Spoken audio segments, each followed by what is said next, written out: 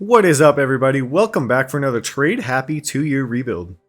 If you're new here, these 2-year rebuilds have no rules. I can make all the trades I want, and then we're going to have one free agency period and one draft to make this team even better. That's assuming that we have any money left over and any draft picks left over to use. Today we have the Kansas City Chiefs, and as we know, they don't really necessarily need to be rebuilt, but we're going to shuffle it up. We're going to trade away a lot of these pieces and bring in new pieces at positions of need.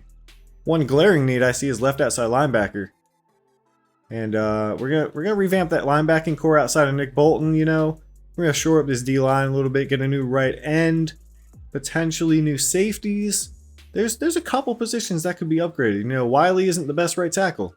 So we'll look to upgrade wherever we can upgrade. Alright guys, we're sending Patrick Mahomes to the Niners for Deebo Samuel, Fred Warner, and Nick Bosa. Don't worry, we're going to get our quarterback. Listen, the Chiefs, alright, so they had their fun with Patrick Mahomes, right? Now they want to develop a new quarterback in this scheme because they can develop anyone they want. Next, we're going to be sending Hardman, a 4 and a 6, to the Packers for a new quarterback, Jordan Love, and a 2. Next trade is going to be Orlando Brown for Jordan Brooks from the Seahawks. Alright, next I'm sending Derek Nottie, a future 1 and a future 2 to the Raiders for Colton Miller. Next up, we're sending Juju, Willie Gay, and our first round pick to the Bills for Gabe Davis, Deion Dawkins, and Ed Oliver. Alright, we're going to send Marquez Valdez-Scantling to the Bears for Jalen Johnson. Easy peasy. Next, we're going to send Andrew Wiley and Jerick McKinnon to the Panthers for Jeremy Chin. Alright, after all trades are said and done, we are jumping up from an 84 overall, might be go down because of quarterback change, or stay the same.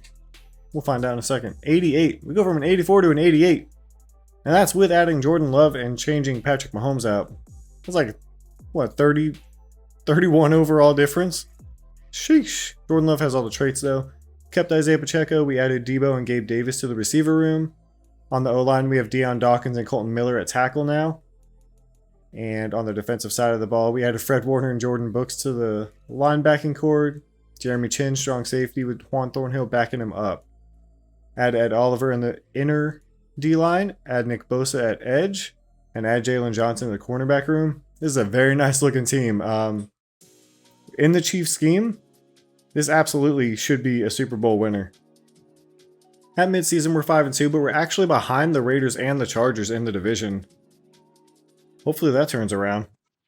So we do end up winning the division at 14-3 and getting a first round bye. Raiders dropped to 9-8, so they had a terrible second half of the season.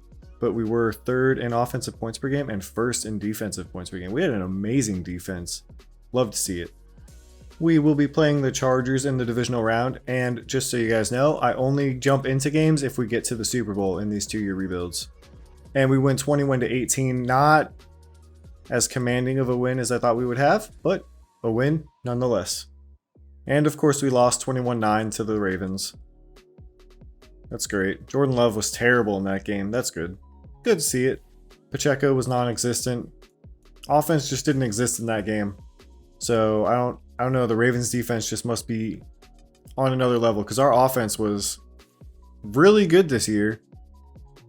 We're going to go look at the season stats and awards and all that though. Yeah, I don't think Jordan Love was our problem. 4,600 yards, 47 touchdowns, 13 picks, and he's only going to get better. Rushing, Pacheco 1,210 is really good. I thought he was going to do worse than that, but I'm okay with that. 307 from Clyde is the backup. 1,400 yards and 19 touchdowns for Deebo. 1,000 yards, 10 touchdowns for Travis Kelce. And then Tony and Davis down here with 708 and 9 respectively. For sacks, Deion Dawkins allowed the most with 10. The rest of the line was amazing. On the defensive side of the ball, Fred Warner, only player over 100 tackles. Nick Bosa was insane. Chris Jones, Ed Oliver, and Karlaftis also 10 plus tackle for loss. 24.5 sacks for Bosa, 11 for Chris Jones, 10.5 for Ed Oliver, 8 for Karlaftis, and 6 for Nick Bolton. Picks, 5 for L'Jarius Sneed, 4 for Fred Warner, 2 for Jalen Johnson, and 1 for a couple of other guys. Bucker was okay. Missing the annual 3 or 4 field goals that every kicker miss. Jordan Love 7th for MVP.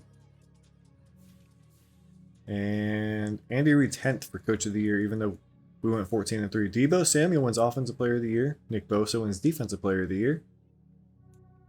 And outside of that, Debo, best receiver, of course. Bosa, best D lineman.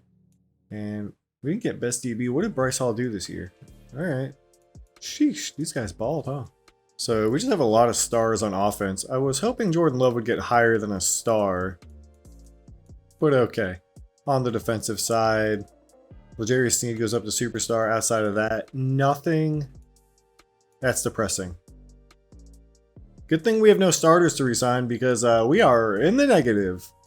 Love to see it. Well, we'll fix that. Don't worry about it. To clear up some cap, we're sending Frank Clark and Joe Thuney to the Giants for a 1 and a 2, where we will draft and fill that one hole left by Joe Thuney.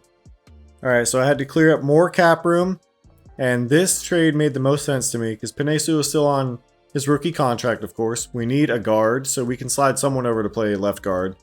I did draft one in the first round, but Penei Sewell is going to be obviously way better. And I also drafted a D tackle with my second pick. So we have Ed Oliver's replacement, and he actually looks really good. So here we are. Well, this is going to be the team for year 2. I think that the cap situation was a blessing in disguise because now we have Penei Sewell at left guard. And O-line's looking pretty dang nice. He was like an 87 right tackle, and then he went up to 89, and he just got an upgrade point, so now he's 90. But outside of that, offense is the same. And defense is the same, except for we have Hancock instead of Ed Oliver now. And that's all our changes. That's it. Let's take a look at Hancock, though. 6'5", 301. He's a 71 overall run stopper. But 92 strength with morale, 76 block shedding, 75 finesse.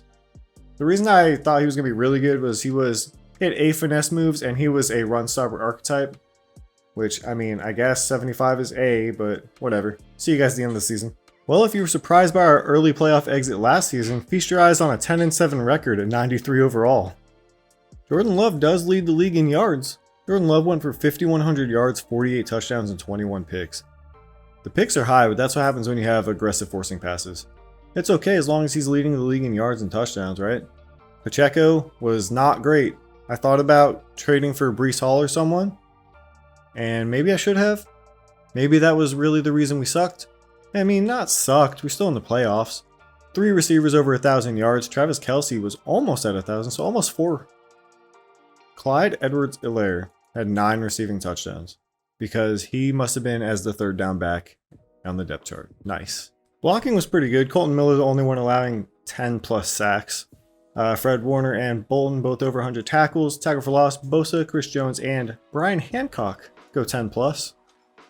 Sacks, 18.5 for Nick Bosa, 10.5 for Chris Jones, and the rest were just okay. Why is Chris Garrett getting 5 sacks? Clearly, I need to go check the depth chart because that's not what needs to be happening.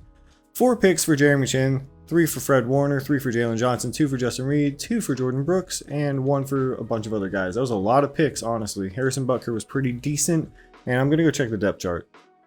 Yeah, so I think this has a lot to do with going 10-7. They decided Chris Garrett was going to be our rush right end and not George Karlaftis. Okay, Madden.